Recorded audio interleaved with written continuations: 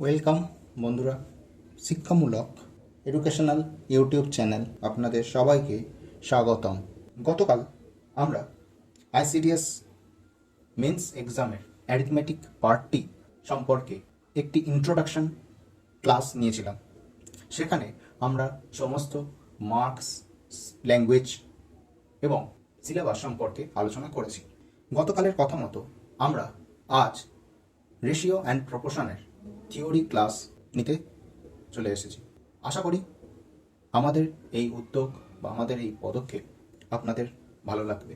আর যদি ভালো লেগে থাকে তাহলে অবশ্যই সাবস্ক্রাইব, লাইক এবং শেয়ার করতে ভুলবেন না। চলুন আর বেশি কথা না বাড়িয়ে আমরা ক্লাসটিকে স্টার্ট করি।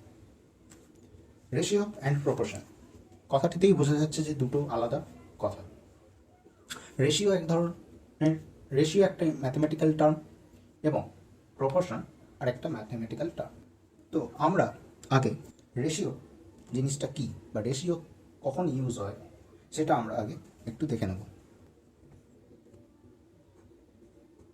রেশিও কথাটি ইউজ হয় যখন দুটো অথবা তারও বেশি সিমিলার কোয়ান্টিটি কম্পেয়ার করা হয় এবং তাদের ম্যাথমেটিক্যাল রিপ্রেজেন্টেশন করার জন্যই এই রেশিও ইউজ করা হয়। রেশিওকে আমরা কিভাবে রিপ্রেজেন্ট করি আসুন সেটা দেখে নেওয়া যাক। সাপোজ যদি আমি এখন ধরি, let the ratio X and Y can be represented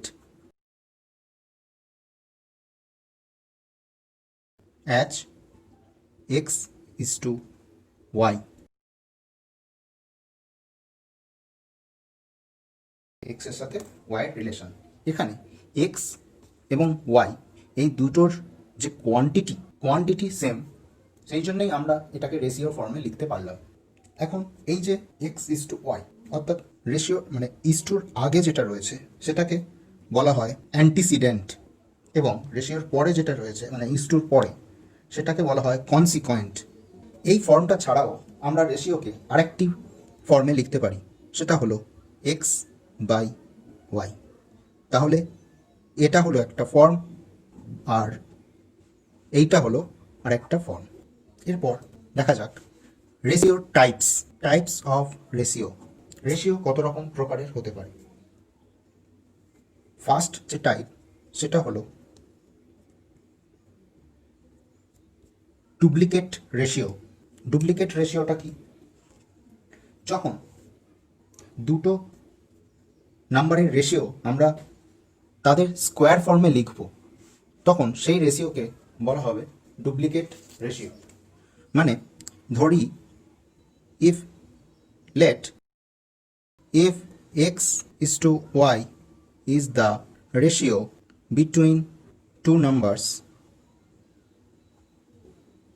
x and y, then duplicate ratio will be x square is to y square. তাহলে ডুপ্লিকেট রেশিওটা কি হবে? ওই রেশিওর নাম্বার দুটির স্কোয়ারের রেশিও হবে ডুপ্লিকেট রেশিও। এরপরে sub duplicate ratio. Same, let if x is to y is the ratio between two numbers x and y, then sub duplicate ratio will be root over x is to root over y. অর্থাৎ সহজ বাংলা ভাষায় বলতে গেলে sub duplicate ratio হচ্ছে দুটো নাম্বারের root বা বর্গমূলের ratio হলো সাব ডুপ্লিকেট রেশিও। এরপরে আসছে ট্রিপ্লিকেট ratio. let x is to y is the ratio between two numbers x and y, then এই নাম্বারটা আমি এখানে সেম লিখলাম x is to y দুটো নাম্বারের রেশিও। তাহলে ট্রিপ্লিকেট রেশিও হবে x cube is to y cube. Triplicate ratio will be x cube is to y cube, মানে x দুটো নাম্বার দুটির ঘনর রেশিও হবে ট্রিপ্লিকেট রেশিও। এরপরে sub triplicate ratio. Sub triplicate রেশিওটা কি হবে? Let if x is to y is the ratio between two numbers x and y, then sub triplicate ratio will be cube root of x is to cube root of y। মানে sub triplicate ব্যাপারটা sub ডুপ্লিকেটেরই মতো।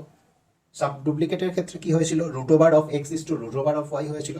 যেহেতু এখানে বলা হচ্ছে sub ট্রিপ্লিকেট, ট্রিপ্লিকেট আছে মানেই 3, তাহলে তাদের ঘনমূলের রেশিও হবে, অর্থাৎ ঘনমূল অফ এক্স ইস টু ঘনমূল অফ ওয়াই। ফিফথ নাম্বার যে টাইপ অফ রেশিও সেটি হলো ইনভার্স রেশিও। ইনভার্স রেশিও কি? If x is to y is the ratio between two numbers x and y, then inverse ratio will be y is to x। তার মানে এক্ষেত্রে ব্যাপারটি যেটা হলো যে অ্যান্টিসিডেন্ট আর কনসিকোয়েন্ট তাদের পজিশনটাকে জাস্ট চেঞ্জ করে নিল, অর্থাৎ নর্মাল রেশিওতে যেটি অ্যান্টিসিডেন্ট ছিল সেটা কনসিকোয়েন্ট হলো, আর যেটি কনসিকোয়েন্ট ছিল সেটি অ্যান্টিসিডেন্ট হলো। এটাই হলো ইনভার্স রেশিও। নেক্সট এবং লাস্ট যে টাইপস অফ রেশিও রয়েছে সেটি হলো কম্পাউন্ড রেশিও। এটা একটু মন দিয়ে শোনার চেষ্টা করো সবাই। কম্পাউন্ড রেশিওটা কি? If A is to B, C is to D and E is to F are 3 ratios, then their compound ratio will be A C E is to B D F। যদি A is to B, C is to D এবং E is to F are 3 ratios, then their compound ratio will be antecedent গুলোর গুণফল is to consequent গুলোর গুণফল। আমি একটা ছোট্ট mathematical example দিয়ে তোমাদের এই ব্যাপারটাকে একটু বুঝিয়ে দিই। For example, the compound ratio of 2:3 and 5:6 will be 2 into 5 is to 3 into 6, that implies 10:18, অর্থাৎ 10:18 হলো 2:3 এবং 5:6 এর কম্পাউন্ড রেশিও। আশা করি তোমরা টাইপস অফ রেশিও সম্পর্কে বুঝতে পেরেছো। এখন একটা ছোট্ট ফর্মুলা বলতে পারো, বা এটা একটা থিওরি, মেনলি ছোট্ট একটা থিওরি আমি তোমাদের বলে রাখি। সেটি হলো, suppose x is to y is a ratio. এখন যদি এই রেশিওটিতে এক্স গ্রেটার দ্যান ওয়াই হয়, then it is called greater inequality. আর এক্স লেস দ্যান ওয়াই হলে then it is called less inequality.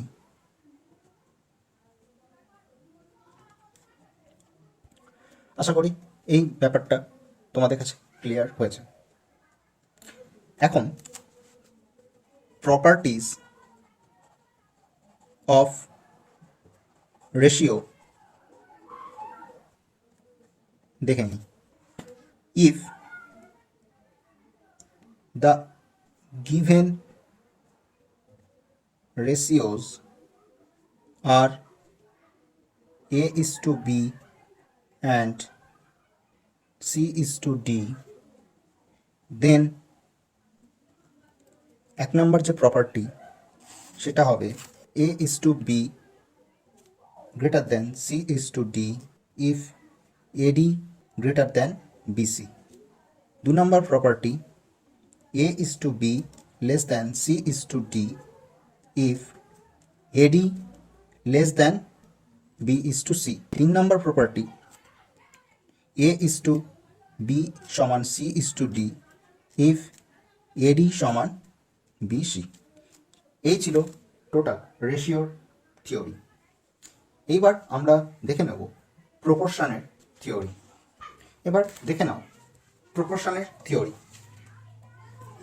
An equality of two ratios is called the proportion if A by B equals to C by D or A is to B equals to C is to D.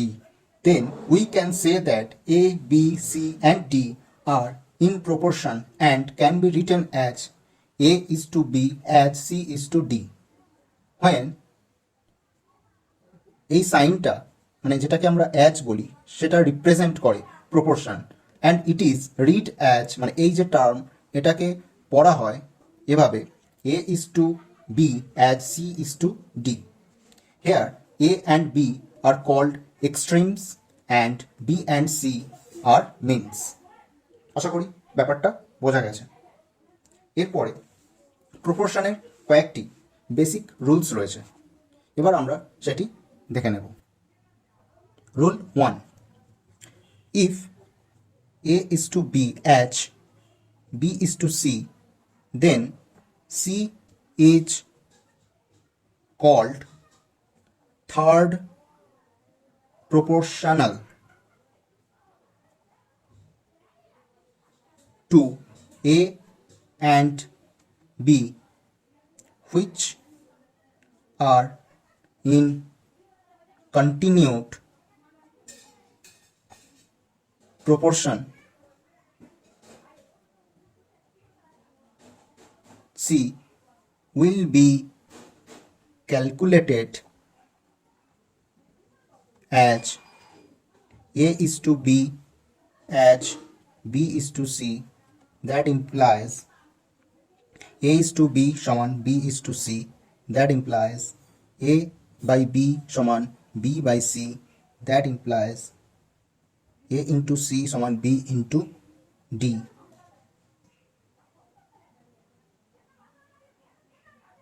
Sorry, B into C. That implies B into B. B into B. তাহলে B square সমান AC. That implies C equals to B square by A. এটি হলো third প্রপোর্শনালের formula. তাহলে একটু বুঝিয়ে দিই। If A is to B as B is to C, the C is called third proportional to A and B, which are in continued proportional. C will be calculated as A is to B is to B is to C. That implies A is to B সমান B is to C. That implies A by B সমান B by C. That implies A into C মানে এই দুটো গুণ হলো কোনাকুনি, এই দুটো কোনাকুনি গুণ হলো, তাহলে A into C সমান B into B. B into B মানে B স্কয়ার, সেটা লিখলাম B স্কয়ার সমান AC. তাহলে C third proportional equals to B square by A। আশা করি রুল মানে বেসিক রুল 1 ক্লিয়ার হয়েছে। এবার দেখে নেওয়া যাক rule 2, if A is to B as C is to D, then D is called the fourth proportional to A, B and C, D will be calculated as A is to B as C is to D. That implies A is to B equals to C is to D. That implies A by B সমান C by D.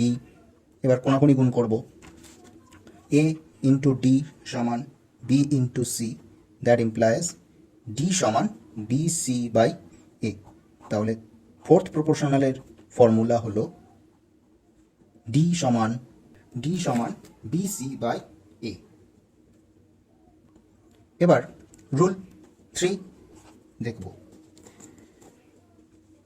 Mean proportional খুব important একটা properties বা basic rules, যদিও এই তিনটে রুলসই খুব important, পরীক্ষাতে আসে, এই তিনটে রুলস ভালো করে বুঝে নেওয়া দরকার।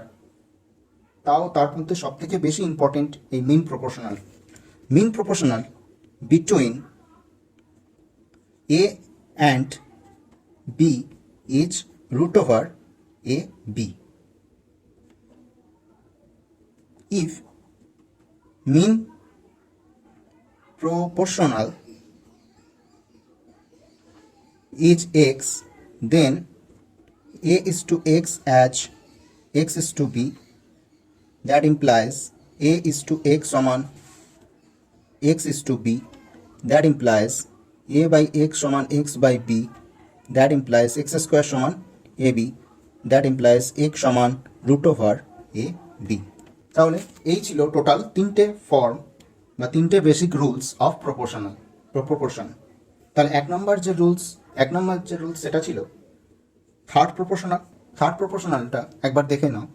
যদি A is to B as B is to C এই রিলেশনটা হয় এবং C যদি থার্ড প্রপোর্শনাল হয়, তাহলে থার্ড প্রপোর্শনালের ফর্মুলা হলো C equals to B square by A।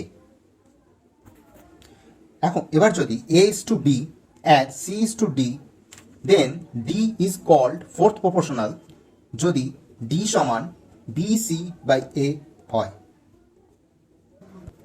R mean proportional between A and B is root over AB। এই তিনটে রুলস খুব ভালো করে বুঝে নাও, মনে রাখো, প্র্যাকটিস করো। যদি কোনো অসুবিধা থাকে তাহলে আমাদের এই কমেন্ট বক্সে জানিও, আমরা চেষ্টা করব আপনাদের সমস্ত প্রবলেম সলভ করার। আর এছাড়াও আজ আমরা একটা ফেসবুক পেজ ক্রিয়েট করেছি, সেখানে গিয়েও এই ভিডিওটি আপনারা পেয়ে যাবেন এবং সেখানকার কমেন্ট বক্সেও যদি আপনি কমেন্ট করেন আপনার প্রবলেমটা, তাহলে আমরা চেষ্টা করব আপনাকে এই প্রবলেমটি বা কোথাও বুঝতে অসুবিধা হলে সেইটাকে আপনাদের বুঝিয়ে দেওয়ার চেষ্টা করব। এরপরে এই রেশিও প্রপোর্শন দিয়ে একটি ফর্মুলা বা একটি প্রপার্টিস বলতে পারো রয়েছে, সেটি একটু দেখে নিই। ইনভার্টেন্ডো, অল্টারনেন্ডো, কম্পোনেন্ডো অ্যান্ড ডিভিডেন্ডো, এই চারটি জিনিস কি সেটা একবার বুঝে নিই।